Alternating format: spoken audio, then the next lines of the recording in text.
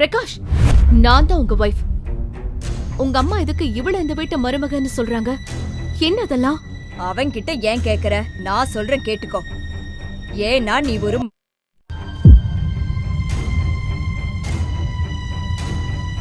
வம்சத்தை வளர்க்க துப்பில்லாத நீ எல்லாம் ஒரு பொண்டாட்டியா? அவதான் இந்த வீட்டு மருமக, என் வாரிசு தரப்போறவ. நித்யாவின் அங்கிள் அவளை காலேஜுக்கு போய் படிக்குமாறு கூறுகிறார். அதை கேட்ட நித்யா தான் கர்ப்பமாக இருக்கும் விஷயத்தை மணிசேகரிடம் சொல்லலாமா என்று யோசிக்கிறாள். இல்ல, வேணா. ஏற்கனவே கல்யாணம் ஆகாம அக்ஷயா கர்ப்பமா இருக்கிற விஷயம் தெரிஞ்சு டென்ஷன்ல இருக்காரு. இப்ப நாம எதுவும் சொல்ல வேண்டாம், பொறுமையா சொல்லிக்கலாம். இப்போதைக்கு எதையாவது சொல்லி சமாளிக்க வேண்டியதுதான் என்று நினைத்த நித்யா, இல்ல எனக்கு கொஞ்சம் யோசிக்க டைம் கொடுங்க என்று கூறினாள். கண்டிப்பா டைம் எடுத்து நல்லா யோசிச்சு சொல்லுமா. இனிமே இந்த அக்ஷயாவை நினைச்சு நம்ம கவலைப்பட வேண்டாம். அவங்க அம்மா திரும்பி வர்றப்போ அதோட ஒரு பெரிய பணக்கார அப்பாவும் அவளுக்கு கிடைக்க போறாரு. இனிமே நாமெல்லாம் அவ கண்ணுக்கு கூட தெரிய மாட்டோம். அதனால இனிமே அவளை பத்தி நீ கவலைப்படுறத விட்டுட்டு உன்னோட வாழ்க்கைய பாருமா என்று அன்புடன் மணிசேகர் கூறினார். இதை கேட்ட நித்யா, ஆமா அங்கிள், நீங்க சொல்றதும் சரிதான். அக்ஷயா என்னோட வாழ்க்கையவே அழிச்சிட்டா. அவ எனக்கு பாவம் பண்ணினாலும் அவ வயித்துல இருக்கிற குழந்தைய காப்பாத்த நான் பிளட் கொடுக்கலாம்னு நினைச்சேன். ஆனா அவ எப்ப உங்களையே ஜெயில தூக்கி வைக்கணும்னு நினைச்சாலோ இதுக்கப்புறம் அவளுக்கும் நம்ம குடும்பத்துக்கும் எந்த சம்பந்தமும் கிடையாது என்று கூறிய நித்யா தன்னுடைய பெரியப்பா குணாவை பார்த்தாள். அவருடைய கண்கள் கலங்கி இருந்தது.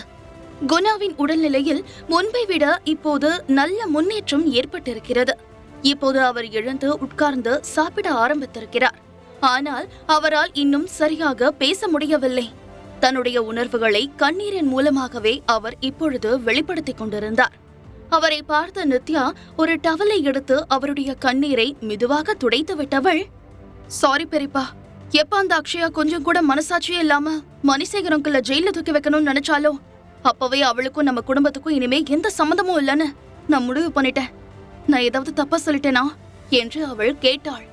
அவள் கூறியதை கேட்டவுடன் குணாவின் கண்களிலிருந்து மீண்டும் கண்ணீர் வழிந்தது. அவர் இல்லை என்பது போல தலையை அசைத்தார். கவலைப்படாதீங்க பெரியப்பா, இப்ப எனக்கு ஒரு நல்ல வேலை இருக்கு. உங்க ட்ரீட்மெண்ட் செலவுக்கு போக மீதி பணத்தை நான் கொஞ்சம் கொஞ்சமா சேவ் பண்ணி வைக்கிறேன். உங்க உடம்பு சரியான உடனே உங்களையும் மணிசேகர் அங்கிளையும் நான் பீச்சுக்கு கூட்டிட்டு போறேன். உங்களுக்கு பீச்சுக்கு போறதுன்னா ரொம்ப பிடிக்கும்ல என்று நித்யா சொல்லவும் அவள் கூறியதை கேட்டவுடன் குணாவின் உதடுகளில் புன்னகை தோன்றியது. அவர் முகத்தில் புன்னகையை பார்த்தவுடன் தான் நித்யாவிற்கு நிம்மதியாக இருந்தது. சிறிது நேரம் அவர்கள் இருவரிடமும் பேசிக் கொண்டிருந்த நித்யா பின்னர் விடை பெற்று கீழே இறங்கி வந்தாள். அங்கே ஜெனி யாருடனோ போனில் சிரித்து சிரித்து பேசிக் கொண்டிருந்தாள். நித்யா வந்ததை கூட அவள் கவனிக்கவில்லை. காரை திறந்து கொண்டு அவள் ஜெனி காரையில் வந்து உட்கார்ந்தாள். அப்பொழுதுதான் திரும்பி பார்த்த ஜெனி, ஹே நித்யா, நீ எப்ப வந்த? ஏன் இன்னும் கொஞ்ச நேரம் உங்க பெரியப்பா கிட்ட பேசிட்டு பொறுமையா வர வேண்டியதானே என்று கேட்டாள். ஏய், இன்னைக்கு உனக்கு என்ன ஆச்சு? எப்பவும் டைம் ஆயிடுச்சு, சீக்கிரம் வா, பசிக்குதுன்னு சொல்லுவ. சரி, சீக்கிரம் காரடு, வீட்டுக்கு போய் சாப்பிடலாம் என்று நித்யா சொல்லவும் தன்னுடைய போனை காதில் இருந்து எடுத்த ஜெனி, இல்லடி, நாம இன்னைக்கு சாப்பிட வீட்டுக்கு போக போறதில்ல. ஒருத்தர் நம்மள டின்னருக்கு இன்வைட் பண்ணிருக்காரு, அங்க போக போறோம் என்று கூறினாள். ஜெனி கூறியதை கேட்டவுடன் நித்யாவால் தன்னுடைய ஆர்வத்தை கட்டுப்படுத்த முடியவில்லை. யாரடி இன்வைட் பண்ணிருக்கா என்று அவள் கேட்டாள். வேற யாரு? உன்னோட பாஸ் மிஸ்டர் ராகவ் தான். அசோசியேஷன்ல நான் ஏற்கனவே அவரை பாத்திருக்கேன். எங்க அப்பாவை அவருக்கு நல்லா தெரியும். உன்னை அவரோட கார் ஷோவுக்கு மேக்கப் ஆர்டிஸ்டா நான் ரெக்கமெண்ட் பண்ண இல்லையா? உன்னோட வேலை அவருக்கு ரொம்ப பிடிச்சிருக்கான். அதனால எங்க அப்பா, நீ, நான், நம்ம 3 பேரையும் அவர் இன்னைக்கு டின்னருக்கு இன்வைட் பண்ணிருக்காரு. சீக்கிரம் கிளம்பு, நம்ம போகலாம் என்று ஜெனி அவசரப்படுத்தினாள். சான்ஸே இல்ல, அவர் டின்னருக்கு இன்வைட் பண்ற அளவுக்குலாம் நான் ஒண்ணுமே அங்க பண்ணல. அதனால நீயும் உங்க அப்பாவும் இந்த டின்னருக்கு போங்க, நான் வரல என்று நித்யா கூறினாள். அதெல்லாம் முடியாது. நீ இப்ப மிஸ்டர் ராகவோட கம்பெனில ஒர்க் பண்ணிட்டு இருக்க. இது உனக்கு ஒரு நல்ல சான்ஸ். இந்த சான்ஸை யூஸ் பண்ணி அவர் கூட இன்னும் நீ க்ளோஸ் ஆனா உனக்கு இன்னும் நிறைய பெனிஃபிட் கிடைக்கும்.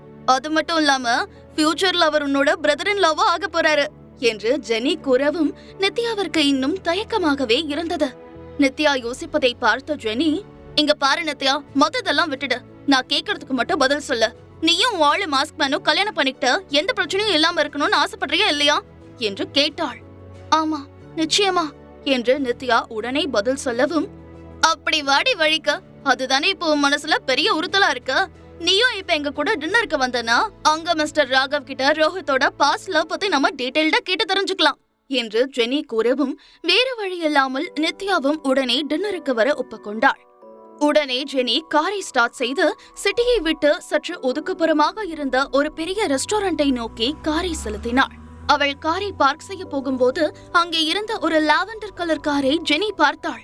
அந்த காரின் டிசைன் மற்ற கார்களை விட மிகவும் வித்தியாசமாக இருந்தது. அந்த காரை அவர்கள் மட்டுமல்ல, அந்த ஹோட்டலுக்கு வருபவர்கள் அனைவரும் திரும்பி திரும்பி பார்த்து கொண்டே சென்றார்கள். அதை பார்த்த ஜெனி, நித்யா, மிஸ்டர் ரோஹித் ஒரு கேன்னு நான் முன்னாடி சொன்னதை இப்ப நான் வாபஸ் வாங்கிக்கிறேன். எனக்கு என்னவோ இப்ப அவரோட அண்ணன் ராகவ் தான் கேயா இருப்பாருன்னு தோணுது என்று கூறினாள். என்னடி இது, திடீர்னு இப்படி ஒரு குண்டு தூக்கி போடுற என்று நித்யா அதிர்ச்சியுடன் கேட்கவும், ஆமாண்டி, யாராவது இந்த கலர்ல கார் வாங்குவாங்களா? கேவ மென்ஷன் பண்ணி தான் இந்த லாவெண்டர் கலரை யூஸ் பண்ணுவாங்கன்னு நான் ஒரு ஆர்டிக்கல்ல படிச்சிருக்கேன். அந்த மாதிரி இருக்கிறவங்களுக்கு தான் இப்படியெல்லாம் வித்தியாசமா யோசிக்க தோணும் என்று ஜெனி சொல்லவும், இல்லடி, கண்டிப்பா ராகவ் நீ நினைக்கிற மாதிரி இல்ல என்று நித்யா உறுதியான குரலில் கூறினாள். அது எப்படி நீ இவ்ளோ ஸ்ட்ராங்கா சொல்ற என்று ஜெனி கேட்டாள். இதற்கு என்ன பதில் சொல்வது என்று நித்யாவிற்கு புரியவில்லை. இப்போதைக்கு ஜெனி கிட்ட ராகவ் என்கிட்ட ப்ரப்போஸ் பண்ண விஷயத்தை பத்தி எதுவும் சொல்ல வேண்டாம் என்று அவள் நினைத்து கொண்டு, நித்யா, ஒன்னும் இல்ல, இந்த கலர் நல்லா தானே இருக்கா? இது வரைக்கும் யாரும் இந்த கலர்ல எல்லாம் கார் வாங்கியிருக்க மாட்டாங்க. மத்தவங்களை விட தனியா தெரியணுங்கிறதுக்காக ராகவ் இந்த மாதிரி கலர்ல கார் வாங்கியிருக்கலாம் என்று நித்யா கூறினாள். ஜெனி காரை பார்க் செய்து விட்டு வருவதாக கூறவும், நான் முதல்ல போறேன், நீ சீக்கிரம் பார்க் பண்ணிட்டு வந்துடு என்று சொல்லிவிட்டு ரெஸ்டாரண்டை நோக்கி செல்ல திரும்பினாள். அப்போதுதான் சற்று தொலைவில் 2 கைகளையும் மார்புக்கு குறுக்காக கட்டிக்கொண்டு அவளையே பார்த்து கொண்டிருந்த ராகவ் நித்யாவை பார்த்தவுடனே புன்னகையுடன் அவளுக்கு அருகில் வந்தான். ஐயோ, மறுபடியும் முதல்ல இருந்தா என்று நித்யா நினைத்து கொண்டிருக்கும் போதே அவளுக்கு அருகில் வந்த ராகவ், எவரெஸ்ட் சிகரத்துல கூட ஈஸியா ஏறிடலாம், ஆனா உன்னை டின்னருக்கு வரவழைக்கிறதுக்குள்ள நான் பட்ட பாடு இருக்கே, ஐயோ, எப்படியோ உன்னை வரவழைச்சிட்டல்ல என்று பெருமையாக கூறிய ராகவ் அவளை பார்த்து கண்ணடித்தான். அதை பார்த்தவுடன் நித்யா மிரண்டு போனாள். அவளுடைய முகம் அஷ்டகோணலாக மாறியது. அவள் முகத்தில் ஏற்பட்ட மாற்றத்தை கவனித்த ராகவ், நித்யா, என்ன பார்த்தா அவனுக்கு எப்படி இருக்க? ஏதோ தொத்து வியாதிக்காரனை பாக்குற மாதிரி அப்படி முகத்தை ஒருவரப்பா வச்சுக்கிட்ட, எப்படா இவன் கிட்ட இருந்து தப்பிச்சு ஓடலாங்கிற மாதிரியே பாத்துட்டு இருக்க என்று கேட்டான். அவன் கூறியதை கேட்ட நித்யா கஷ்டப்பட்டு வரவழைத்துக் கொண்ட புன்னகையுடன், இல்ல சார், அப்ப நான் அங்கிளுக்கு சாப்பாடு எடுத்துட்டு போற அவசரத்துல இருந்தேன், அதனால வேகமா போயிட்டேன் என்று சமாளித்தாள். அவள் கூறியதை கவனிக்காமல் அவள் கண்களையே உற்று பார்த்த ராகவ், நித்யா, உன் கண்ணு ஏன் கலங்கிருக்க? நீ அழுதியா என்று கேட்டான். இல்லையே என்று நித்யா சொல்லவும், நீ சொல்றத நான் நம்ப மாட்டேன், நிஜமாவே உன் கண்ணு கலங்கிருக்கு. சொல்லு நித்யா, ஏதாவது பிரச்சனையா?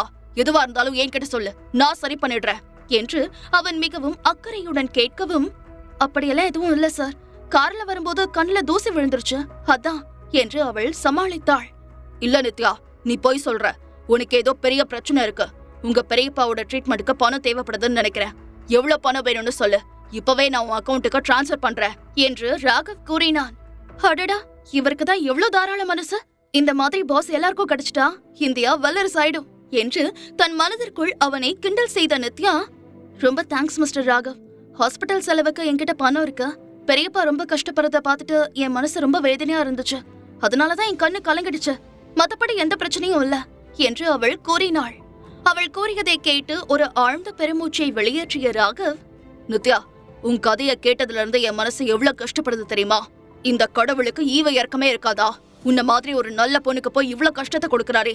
இனிமே நீ எதுக்கும் கவலைப்பட வேண்டாம், எல்லாமே உனக்கு நல்லதாவே நடக்கும். நானும் உனக்கு ஹெல்ப் பண்றதுக்கு பல தடவை ட்ரை பண்றேன், ஆனா நீ என்ன அவாய்ட் பண்ணிட்டு ஓடிட்டே இருக்க. உண்மைய சொல்லணும்னா உன்கிட்ட எப்படி நடந்துக்கிறதுனே எனக்கு தெரியல. என்ன செஞ்சா உன் மனசு மாறும் நித்யா என்று அவளிடமே கேட்டான். ராகவ் எதற்காக தன்னிடம் இப்படியெல்லாம் பேசுகிறான் என்று நித்யாவிற்கு புரியாமல் இல்லை. சார், நீங்க என்னோட பாஸ், தன்னோட ஸ்டாஃப் மேல அக்கறை இருக்கிறவங்கள மாதிரி ஒரு முதலாளி கிட்ட வேலை பார்க்கறதுக்கு நான் நிஜமாவே கொடுத்து வச்சிருக்கணும். நீங்க கொடுக்கிற சம்பளமே எனக்கு போதும், மத்தபடி நீங்க எனக்கு வேற எந்த உதவியும் செய்யணும்னு அவசியம் இல்ல என்று நித்யா நாசுக்காக கூறினாள். நித்யா, வர வர நீ நல்லா பேச கத்துக்கிட்ட. ஹாஸ்பிட்டல்ல இருக்கும்போது எனக்கு குழந்தையே பிறக்காதுன்னு சொல்லி என்கிட்ட இருந்த எஸ்கேப் ஆகி போயிட்ட. அதே மாதிரி இப்ப நான் பாஸ், நீ எனக்கு கீழே வேலை பாக்குற ஒரு ஸ்டாஃப் அப்படின்னு சொல்லி நம்ம 2 பேருக்கும் நடுவுல டிஸ்டன்ஸ் மெயின்டைன் பண்ற.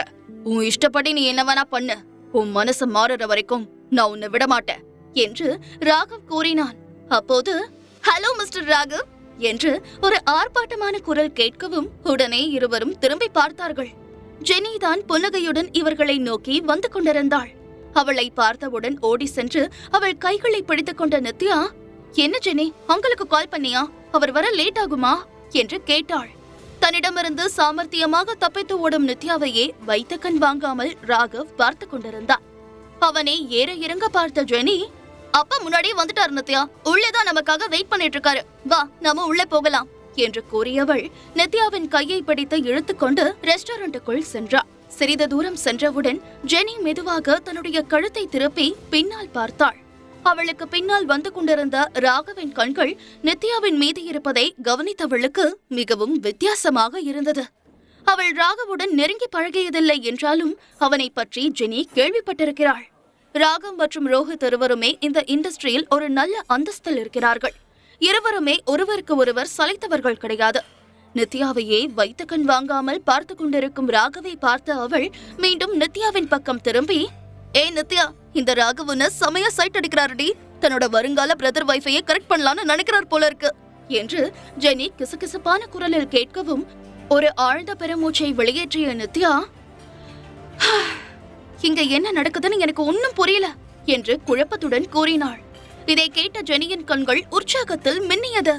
பாருடா, ஒரு பொண்ணுக்காக அண்ணன் தம்பி 2 பேரும் போட்டி போட்டுக்கிட்டு இருக்காங்க போல இருக்கே. உன்னோட கதையை வச்சு ஒரு பெரிய மெகா சீரியலே எடுக்கலாம் போல இருக்கு. அது சரி, உனக்கு ரோஹித்துக்கும் நடுவுல இருக்கிற ரிலேஷன்ஷிப் பத்தி ராகவுக்கு தெரியுமா என்று ஜெனி கேட்டாள். உடனே நித்யா இல்லை என்பது போல மறுத்த தலையை ஆட்டியவள், இது வரைக்கும் மாஸ்க்மேன் நான் தான் ரோஹித்னு என்கிட்ட ஒத்துக்கல. அவர் யாரு என்னன்னு என்னால இன்னும் கண்டுபிடிக்க முடியல. கொஞ்ச நேரத்துக்கு முன்னாடி இந்த ராகவ் அவரோட தம்பி ரோஹித்தனை லவ் பண்ணலன்னு சொன்னதா சொன்னாரு. நானும் அதையே மெயின்டைன் பண்ணிட்டு இருக்கேன். அதுல இருந்து இவர் என்கிட்ட ப்ரப்போஸ் பண்ணி என்ன ஃபாலோ பண்ணிக்கிட்டே இருக்காரு. எனக்கு என்ன பண்றதுன்னு தெரியல. இவர் பெரிய இம்சையா இருக்காரு என்று அறுத்து கொண்டாள். வாவ், சூப்பர் டி. அப்படின்னா உண்மை தெரிஞ்ச உடனே இங்க ஒரு பெரிய பூகம்பமே வெடிக்க போகுது என்று ஜெனி கூறினாள். கண்டிப்பா ஜெனி சொன்ன மாதிரி தான் நடக்க போகுது. நான் என்ன சொன்னாலும் புரிஞ்சுக்காம இவர் என் பின்னாடியே சுத்திட்டு இருக்காரு. நான் இவரோட தம்பி ரோஹித்தை தான் கல்யாணம் பண்ணிக்க போறேன். இப்ப அவரோட குழந்தைய சுமந்துட்டு இருக்கேன்னு தெரிஞ்சது, அவ்வளவுதான். இந்த ஷார்ட் டெம்பருக்கு ஹார்ட் அட்டாக் வந்தாலும் வந்துடும் என்று நித்யா நினைத்துக் கொண்டிருக்கும் போது, அது சரிடி, இந்த ராகவ் உன் மேல இன்ட்ரெஸ்டா இருக்கிற விஷயம் உன் ஆளுக்கு தெரியுமா என்று ஜெனி கேட்டாள். முழு கதையையும் கேட்டு மகிழ பாக்கெட் FM ஆப்பை டவுன்லோட் செய்யுங்கள். லிங்க் டிஸ்கிரிப்ஷனில் கொடுக்கப்பட்டுள்ளது.